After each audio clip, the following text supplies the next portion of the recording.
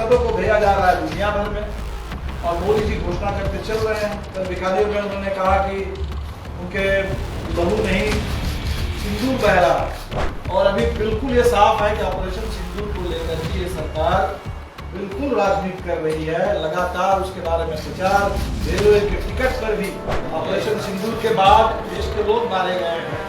इसको एक पूरे चुनाव का मुद्दा बना करके, राजनीति का प्रचार का मुद्दा बना करके जो हो रहा है। नमस्कार, आप लाइव सिटीज देख रहे हैं। आपके साथ मैं हूं वसीम खान। देखिए, देश के सांसदों को भेजा जा रहा इधर से उधर और देश के बाहर।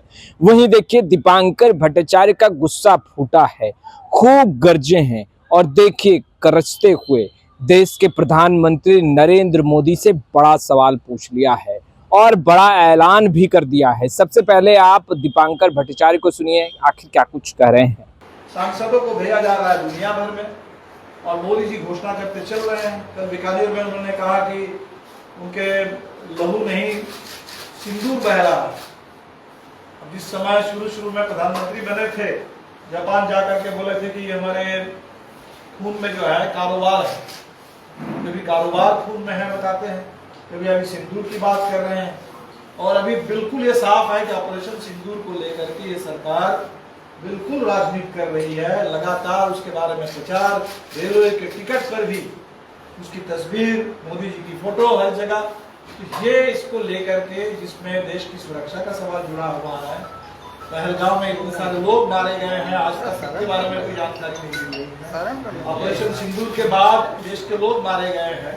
तो इसको एक पूरे चुनाव का मुद्दा बना करके, राजनीति का प्रचार का मुद्दा बना करके जो हो रहा है, ये देश की सुरक्षा के साथ, देश की जनभावना के साथ, लोकतंत्र के साथ बड़ा खिलवाड़ है। दूसरी एक बात से जो करनी है कि अभी 2 दिन पहले जो छत्तीसगढ़ से खबर मिली कि वहां नारायणपुर में केशव राव, जो भाकपा माओवादी के महासचिव थे इस समय, उनकी और उनके साथ करीब 25 या 26 अन्य साथियों की, माओवादी कार्यकर्ता भी थे, आदिवासी आम लोग थे, उनकी हत्या की। और सरकार इसको बहुत बड़ा एक सरकार के लिए उपलब्धि के रूप में सरकार पेश कर रही है। ये ऑपरेशन कगार चल रहा है, वहां कहा जा रहा है कि हम पूरे देश को माओवादियों से मुक्त कर दें।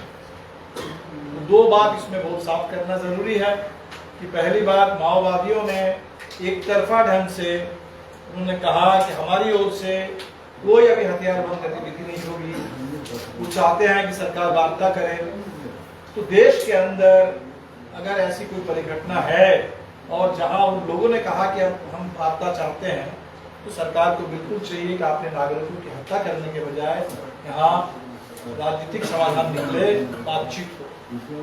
और बातचीत के बजाय सरकार ने जो रास्ता लिया है, लगातार हत्या, हमें लगता है कि ये एक बिल्कुल एक्स्ट्रा जुडिशियल एक वायलेंस है और वो ठीक नहीं है। इसलिए हमने इसकी जांच की मांग की है कि इस पर बिल्कुल निष्पक्ष एक उच्च स्तरीय जांच होनी चाहिए और सरकार को ऑपरेशन कगार पर रोक लगानी चाहिए, इस पूरे हत्या अभियान पर रोक लगानी चाहिए और बातचीत।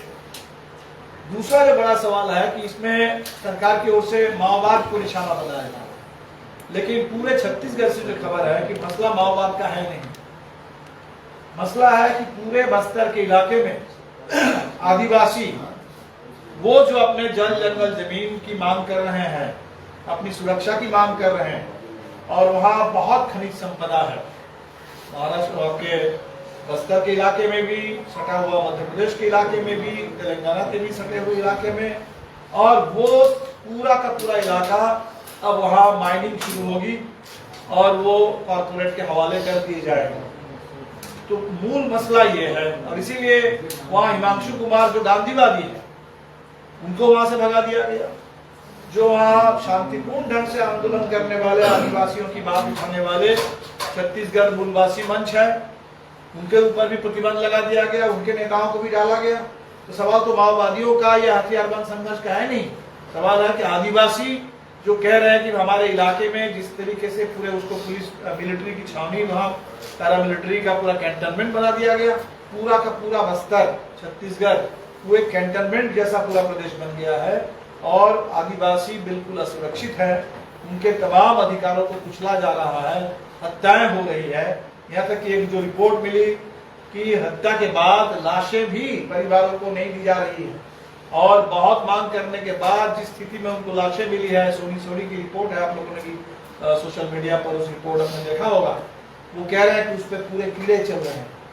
तो आदिवासी जिंदगी में भी उनके लिए कोई सम्मान नहीं है, और मौत के बाद भी उस मौत का भी कोई सम्मान उनके साथ नहीं है। तो ये पूरा का पूरा बस्तर का सवाल ये मुख्यतः आदिवासियों के अधिकार का सवाल है, उनके जल जंगल जमीन का सवाल है, और कॉर्पोरेट रूट से उस पूरे 5th शेड्यूल के इलाके को बचाने का सवाल है। और हमें लगता है कि सरकार तत्काल इस पर रोक लगाए और आदिवासियों की भी मांगें पूरी करे, और माओवादियों से बिल्कुल एक सरकार के साथ की वार्ता हो, बातचीत के जरिए इसका हल निकले। ये लगातार हत्या अपने देश के अंदर ये बिल्कुल इस देश में कानून सम्मत, संविधान सम्मत, संविधान की भावना के अनुरूप बिल्कुल नहीं। तो ये मुख्य बातें थी।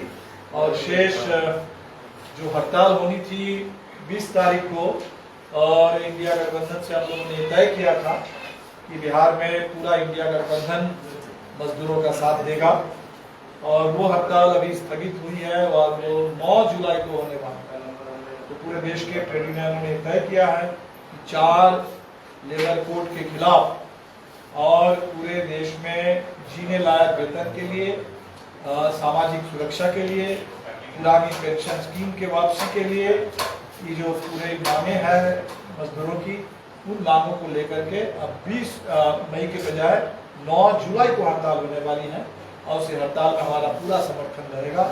और बिहार में चाहे मनरेगा मजदूर हो, सफाई कर्मचारी हो, रसोईया, आशा, आंगनबाड़ी, जीविका, तमाम स्कीम वर्कर्स हो, या ठेके पर अनुबंध पर काम करने वाले बिहार के कर्मचारी, या पूरे देश के जो संगठित क्षेत्र के कर्मचारी मजदूर, उनकी मांगों को लेकर के भी 9 जुलाई को पूरे बिहार में देश के साथ हड़ताल रहेगी, और हम लोग इस हड़ताल को सफल बनाने के लिए मजदूरों का साथ करते हैं। तो आपने सुना दीपांकर भट्टाचार्य को देश के सांसदों को इधर से उधर भेजा जा रहा है।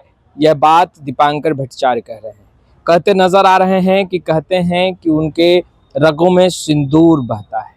ऐसे में कई सवाल उठा रहे हैं और बड़ा ऐलान भी कर दिया है। तैयारी है, पूरी तैयारी, पुख्ता तैयारी। बिहार में आगामी बिहार विधानसभा चुनाव भी है। ऐसे में सरगर्मियां तेज है, जहां एक तरफ सत्ता पक्ष विपक्ष पर लगातार कटाक्ष कर रहा है, तो वहीं विपक्षी दलों की तरफ से सवालों के बौछार किए जा रहे हैं। देश के प्रधानमंत्री नरेंद्र मोदी का बिहार दौरा और उससे पहले बिहार की सियासत लगातार गर्माती जा रही है। कई सवाल पूछे जा रहे हैं, और देखिए सवाल तो इंडिया पाकिस्तान को लेकर, जो सीज फायर को लेकर जो बातें हुई, अब उस पर भी दीपांकर भट्टाचार्य ने सवाल उठाया है। देखिए दीपांकर भट्टाचार्य ये कहते नजर आ रहे हैं कि देश के प्रधानमंत्री नरेंद्र मोदी देश के सांसदों को इधर से उधर कर रहे हैं, पर मुद्दे की बात करना नहीं चाहते। फिलहाल इस वीडियो में इतना ही। अब तक आपने हमारे चैनल को सब्सक्राइब नहीं किया है, तुरंत सब्सक्राइब कर ले। आपका बहुत बहुत शुक्रिया।